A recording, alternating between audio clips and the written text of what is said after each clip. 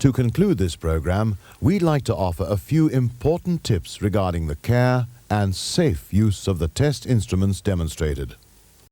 As with all equipment, your testers should be kept clean, dry, and in good physical order.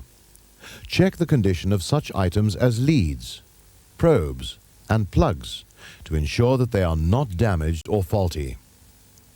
Avoid using or storing testers in wet, dusty, or grimy conditions.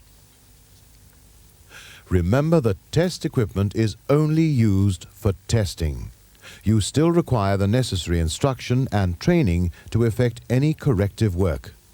Don't try to make repairs to a situation unless you A. have the ability to do so, and B. the permission to do so. Whilst using any electrical test instrument on a live circuit, always abide by the relevant safety rules. Never take chances. You can learn more about electrical test equipment and working skills by watching further Tech AV programs.